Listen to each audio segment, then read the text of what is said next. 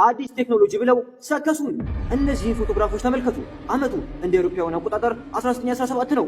የኤሌክትሪክ የጭነት መኪኖች እንደ ወታደር ተሰልፈው ዴፖ ውስጥ ተሰክተው በዝምታ ኃይል እየሞሉ ነው። ንጹህ፣ ጸጥተኛ፣ ምንም አይነት የእጅ ማሽከርከሪያ ክራንኪንግ የለም።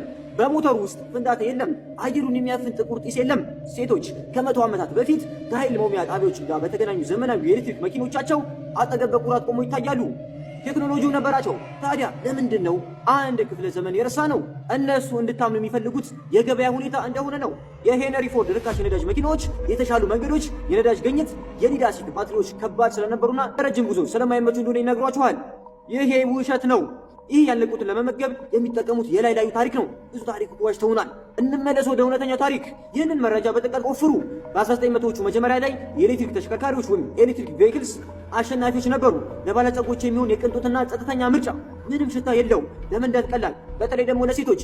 በከተሞች ውስጥ የኤሌክትሪክ ታክሲዎችና የጭነት መኪኖች በብዛት ነበሩ። መሰረተ ልማቱም የተገነባ ነበር። ከዚያም በድንገት ሁሉም ጠፋ። በ1930ዎቹ የኤሌክትሪክ መኪናዎች እንደ መንፈስ በነው ጠፉ። ከታሪክ መጽሐፍ ተሰረዙ። ቤንዚን ሁሉንም ነገር ተቆጣጠረው። ዓለም ከመሬት ውስጥ በሚወጣ ጥቁር ወርቅ ሱሰኛ ስትሆን ማን ነው ተጠቃሚው? የጥያቄ ራሳችሁ ጠይቁ። እያንዳንዱ መኪና እነሱ በሚቆጣጠሩ ጣቢያዎች ዘውትር ነዳጅ መሙላት ሲኖርበት እነማን ናቸው እጅግ በጣም ባለጸጋ የሚሆኑት? እኛ እንዳሉንም ግልጽ ነው። ከኤሌክትሪክ መስመር ወይም ከቤት ጄኔሬተር የሚገኝ ነፃ ኃይል ያንን ግዛት ሲያስፈራራው ማን ነው የሚሸነፈው? የነዳጅ ከበርቴዎች፣ አዳዲሶቹ የኃይል ካርቴሎች። ሀያኛው ክፍለ ዘመን የቀረጹት እነዚሁ ኃይሎች ናቸው። እነሱ ዝም ብሎ አልተወዳደሩም።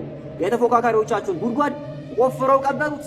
በታክስ የሚደገፉ የተሻሉ መንገዶች፣ የቴክሳስ ርካሽ ነዳጅ፣ በጅምላ የሚመረቱ የነዳጅ ሞተሮች እና በድንገት የማይታለፉ የተባሉ የቴክኒክ ውስንነቶች ዛሬም በባለቤትነት ለመያዝ ሲሉ የወደፊቱን ጊዜ ገደሉት። 100 ዓመታትን ወደፊት እንጥለፍ። ከ10 ዓመታት በፊት በላቦራቶሪዎች ውስጥ የነበረው የሊቲየም አዮን ባትሪ ቴክኖሎጂ በድንገት ሊያድነን መጣ። ቴስላ ያ ጂኒየስ መልሶ አነቃቃው። መንግስታት አስገዳጅ ህጎችን ያወጣሉ። ያው ጨዋታ አዳዲስ ተጫዋቾች አሁን ደግሞ በድጎማ በቁጥጥር መርቦችና በአረንጓዴ ታክስ በሁለት በኩል ሊበዘብዙን ተዘጋጅተዋል። አንድ ያፈኑስ ጥገኛ በማድረግ ትርፍ አጋበሱ። አሁን ደግሞ እነሱ ራሳቸው የዘገዩትን መፍትሄ እየሸጡልን ነው። እውነተኛው ጥያቄ ይህ ነው። ይህ ሁሉ የገበያ ግፊት ውጤት ነው ብላችሁ ታምናላችሁ ወይስ የሰው ልጅ የነዳጅ ባሪያ ሆኖ እንዲቀጥል ሆን ተብሎ የተደረገ ሴራ? ይህን ሴራ ከሸተታችሁ ሀሳባችሁን ኮሜንት ላይ ጻፉልን። ገና ተኝታችሁ ከሆነ ደግሞ ወይ ንቁ ወይ ብርድ ልብስ ጨምሩና በደንብ ተኙ። ተጨማሪ የታሪክ ማስረጃዎች ሳያጠፉ ይህንን መረጃ ሼር አድርጉት። አንድ ጠንካራ መፍትሄ ትፈልጋላችሁ? የቤት ውስጥ የፀሐይ ብርሃን ወይም ሶላር የኃይል ማከማቻና በትክክል ለረጅም ጊዜ የሚቆይ ግልጽ የባትሪ ቴክኖሎጂን ጠይቁ። ስለነዚህ ነገሮች ብዙ መረጃ ጠይቁ፣ አዘጋጁ። የወደፊቱ ጊዜ ከውሸታቸው ለሚላቀቁ ሰዎች ነው። ንቁ።